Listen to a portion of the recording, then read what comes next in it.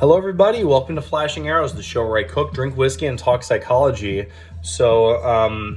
Today I've got a little bacon, a little onion, and a bunch of roasted potatoes that I made yesterday. And today I'm going to make a German dish called bratkartoflin. I've been drinking, playing Go since with my buddy Sean this afternoon. So I think it's just going to be just like, I've got my compound butter in my freezer that I'm going to combine and put back together, and I've got some tallow or bone marrow that I'm going to throw in some compound butter. So I'm just going to make this delicious fatty potato bacon mess for some dinner tonight. But so this concept I want to talk to you about today, it's really popular, important social concept. I think back in the day, as far as a couple of, probably still going on, when anyone's behavior is disagreeable, somebody will say that, oh, you're just being bipolar. You're being bipolar if you're shifting positions, or if you realize something new and then change your stance on it, which is reasonable, you're bipolar. And so the common term that's being thrown around today a lot is narcissism. So I wanted to shed some light on the situation. So here's the scoop, and I'm going to tell you. So it's really casually thrown around. The original name for narcissism is a myth, a Greek myth called by the myth of Narcissus, or he was looking at the edge of this certain pond. He saw his reflection in the pond, and he either starved or drowned, falling in love with his own reflection. So the idea is we're identified with a presented image rather than the image of the self rather than the actual self.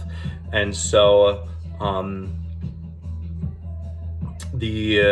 got my notes here because I shot this video a little bit earlier in the week, but I didn't have any whiskey and I wasn't cooking, and may or may not have been driving, so doesn't count. I got my notes right here.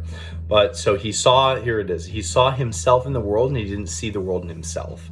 So everything is me. The shorthand for narcissism is everything is me. It's how is this related to me, rather than, oh, well, how am I related to, there is another entity here. There's other humans here. An old mentor of mine, she would say, here's narcissism. She would place me right in front of her. She'd be like, here's your body. And she would just brush past my shoulder and be like, and just keep walking. You're just an object. It's the essence of objectification.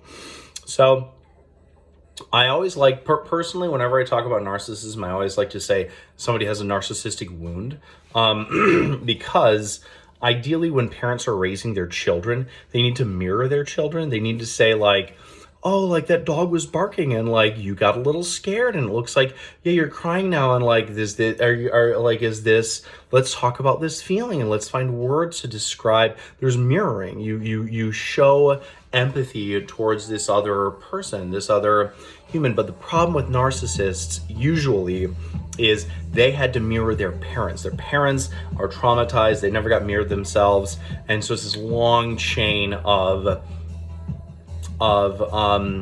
they had to mirror upwards, so now they need your resources.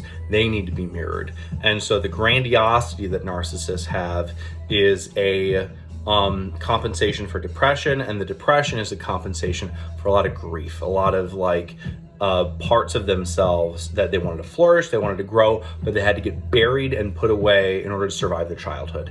So there's a lot of narcissists are really, really hurt people.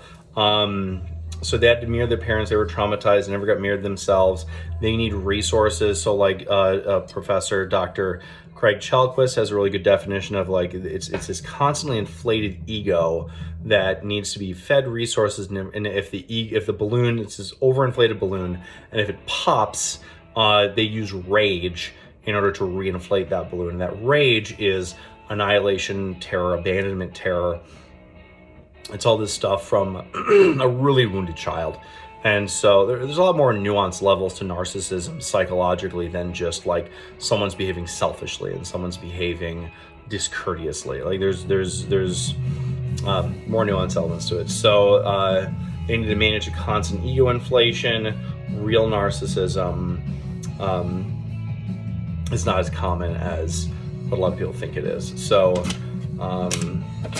Another element of this too, which is also important, which is why it's so popular in our cultural milieu, is our culture has an undercurrent of narcissism because of the advertising industry. I could go on about this a lot, but in our society, we are often told, we're sent this message tacitly that, like, if you don't have this car, if you don't have big breasts, if you don't have this watch, these clothes, then you're not enough, you're not good enough, you're not enough.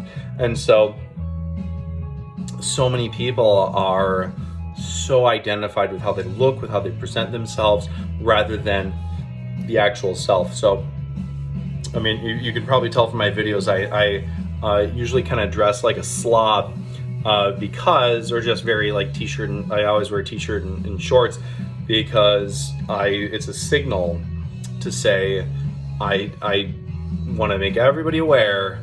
The image and the presented stuff doesn't matter as much to me as the actual inner self is actually what the inner part of you is. And so, but it's a big thing in our society right now. I could go on about that, but that's the idea, is that narcissism is big trauma response, and it is a wound, and they need a lot of resources, and you have to address this really wounded kid, very, very wounded kid inside of them.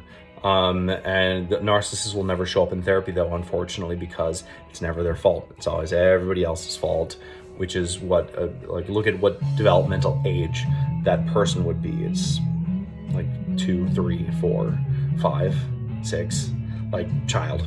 So anyway, that's narcissism, and let's get to making some German food.